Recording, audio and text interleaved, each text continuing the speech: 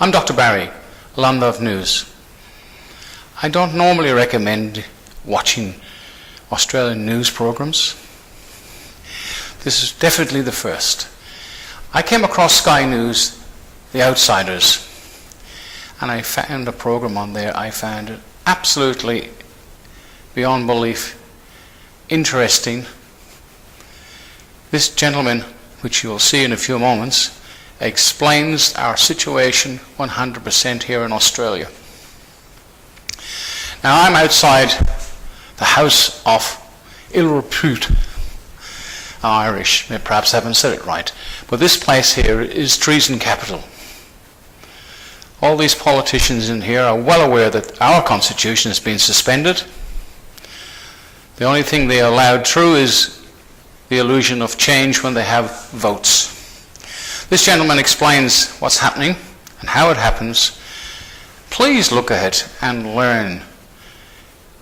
Spread the word a little bit if you can to those who do not want to know, because our children, grandchildren, and ourselves depend on stopping this corruption. Now, the enemy of the state, believe it or not, are the people that we vote into power. We are the government, they are our representatives. They're supposed to carry out the will of the people. Well, I can assure you from the politicians' point of view, they don't give a stuff.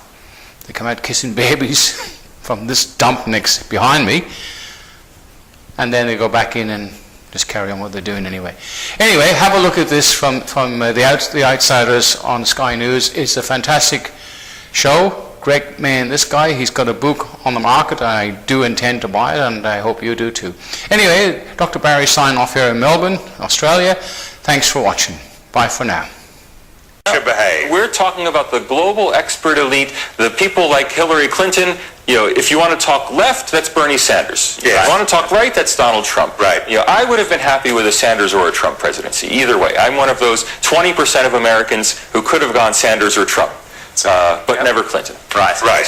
Okay, so tell us about how the experts have, or the expert class, I guess the bureaucracies, the media that would include academic world, You got it. Yeah. How they've bastardized this essential Gettysburg compact between the people and government. Well, you know, the world is more and more democratic and less run by the people. And that's the paradox we face, right? I mean, if you think about it, we have elections, you know, every year, every 2 years in the United States. We get to vote, but what do we get to vote on? We don't get to vote on financial policy. That's, you know, central banks, right? Let the experts decide. Right. We don't get to vote on education policy. You know, that's for the experts set the curriculum. Absolutely. You know, parents. Let the bureaucrats do it. Let the bureaucrats do it. Do parents get a say in the national curriculum? Less and less. You know, absolutely not. Right. Yep, The last thing you allow in a national curriculum is the parents. The legal system. Oh no, leave it to the judges. Leave it to the judges. You know, judge-made law. Oh, leave it to the Bar Association. Right? You got it. You know, so field after field after field. It used to be only the military was the reserve of the experts, because it has to be, right? Only in the military do you take orders instead of express your opinion. Yeah, right. But now you take orders when it comes to immigration, you take orders when it comes to human rights, you take orders when it comes to education, you take orders in almost every major sphere of public life. There's still some democracy left, but the area we have that's covered by democracy has been shrinking and shrinking and shrinking. Wow. So, and political correctness acts as a stifler, if you like, on a lot of these areas. Of discussion. Do not dare speak up, because the elites or the experts have said, this is the way, this is what we can talk about, this is what we can't talk about. You may not deviate from these rules, correct? Right. Well, think about, you know, all the accusations of racism floating around. Who gets to decide what's racist? In Australia, Human Rights Commission. Not you, not me, not an unelected not body. Sky News. Unelected body decides what's racist. Pays an awful lot of money. Right? And so when that unelected body decides what racism is, then anyone can shut you down. By calling you racist. Well, you have all of these, start-up protest organizations like me. The solution to our problems is democracy. It's always democracy. You know, Democrats may make mistakes. Democracies may do the wrong things sometimes, but ultimately democracy is self-correcting. The expert class isn't. Correct. You know, what you need is to get things out in the public debate, get people talking about it. I mean, look at the U.S. midterm elections. A lot of people don't like that the Democrats won more seats in the House of Representatives than the Republicans. You know, fine, but the voter turnout was higher than it's been in 100 years. Sure. And that's the important Well, that's thing. democracy. That's democracy. People are getting back into the public debate. You know, here in Australia, you have compulsory voting, you have compulsory preferences, right? You know, you have pre-selection of candidates. Yep. You know, so do people really have a democratic choice? No, they're being removed from the process. A group of party experts has decided for the Australian people who they'll get to vote for, how they're going to vote for that person. And worst of all, this preferential voting system means that when you're voting for this person down there, you don't know the direction that their preferences, and you wind up with a candidate you dislike intensely. Right, and they tried to introduce that in the United States. The Hillary Clinton camp tried to get...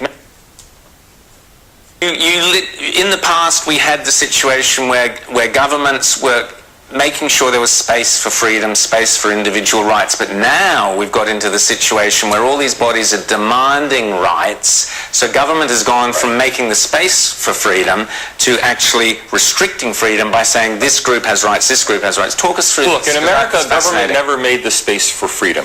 In America, the people had freedom and gave the government limited rights to govern. Right? It's all about limited government. Yeah. Right? And that's the way to have free speech. I don't have a right to free speech as an American. I have free speech. Right. Right? I only give the government the right to regulate my speech in a movie theater if it's on fire. Yeah. That's the only time the government can regulate my speech. Now, unfortunately, a lot of the rest of the world doesn't have free speech. Australia doesn't have free speech. Australia has rights to speak sometimes granted by the government.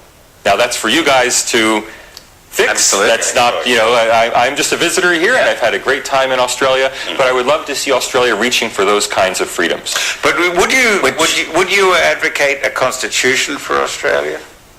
I thought you guys had a constitution. Well, or a Bill of Rights. Sorry, a Bill of Rights. A Bill of Rights. You have a lot of activist judges who are saying that, well, even though this issue wasn't apparent when we framed this. Yeah.